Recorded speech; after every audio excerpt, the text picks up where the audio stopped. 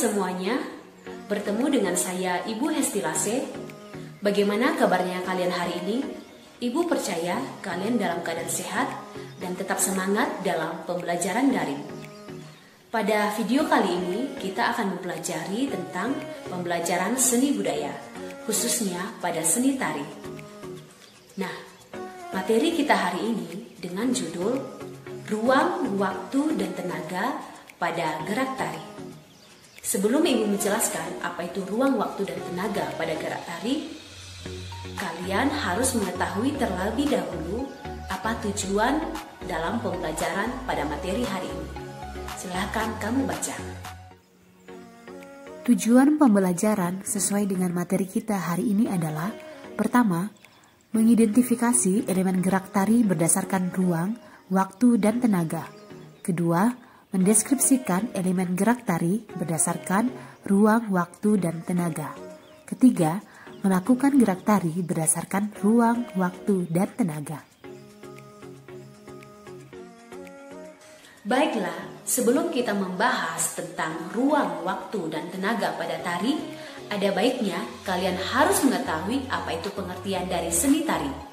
Menurut Kamus Besar Bahasa Indonesia, seni tari adalah aliran seni mengenai gerakan badan yang berirama dan biasanya diiringi oleh bunyi-bunyian.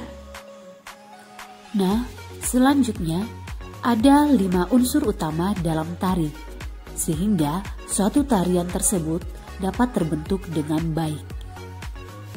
Baiklah, unsur pendukung dalam tari yang pertama adalah tema. Tema adalah ide atau gagasan utama dalam menciptakan suatu tarian. Contohnya, ketika seorang pencipta tari atau yang sering disebut dengan koreografer ingin menciptakan gerakan bercocok tanam, maka tema yang sesuai dengan tari tersebut adalah tema bertani ataupun berkebun. Unsur pendukung dalam tari yang kedua adalah iringan musik. Iringan musik adalah segala sesuatu yang dapat mengiringi tari. Contohnya alat-alat musik seperti keyboard, gitar, drum, gendang, kecapi, dan alat-alat lainnya seperti CD, tape recorder, dan lain sebagainya. Unsur pendukung dalam tari yang ketiga adalah tata rias dan tata busana. Tata rias dan tata busana adalah segala sesuatu dandanan atau make up dan pakaian ataupun kostum serta perlengkapan yang dipakai penari di atas pentas. Untuk tata rias pada penari terbagi menjadi 2 bagian sesuai dengan tema tarinya. Pertama, tata rias cantik. Tata rias cantik biasanya dibuat untuk tari hiburan. Kedua, tata rias karakter. Biasanya dibuat untuk tari yang memiliki cerita. Baiklah, pada gambar ini Ibu akan menjelaskan salah satu contoh tata busana dari tari toba, yaitu pertama sanggul, kedua sortali atau ikat kepala, ketiga anting-anting, keempat ada selendang ataupun sering disebut dengan hande-hande, kelima tusuk hiasan bunga ataupun siger, keenam karena sekarang pada masa pandemi corona maka dapat menggunakan masker, ketujuh kalung, dan yang terakhir adalah rok ataupun celana disesuaikan dengan tema tari yang akan ditampilkan. Nah, unsur pendukung dalam tari yang keempat adalah properti. Properti merupakan alat-alat atau benda pendukung yang digunakan dalam menari. Misalnya saja, pada saat tari petani, maka properti yang kamu perlukan adalah tampi, cangkul, dan lain sebagainya. Disesuaikan dengan tema saat kamu menari.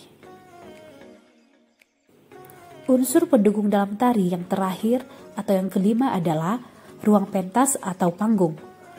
Ruang pentas atau panggung adalah tempat untuk mementaskan suatu tarian. Pementasan dapat dilakukan di dalam ruangan ataupun di luar gedung. Di dalam ruangan misalnya seperti di aula, sedangkan di luar ruangan seperti di lapangan atau arena terbuka lainnya. Baiklah, pembahasan kita selanjutnya adalah elemen gerak tari. Terbagi menjadi pertama, ruang, kedua, waktu, dan ketiga, tenaga. Baiklah, Ibu akan menjelaskan pembagian elemen gerak tari. Pertama, ruang.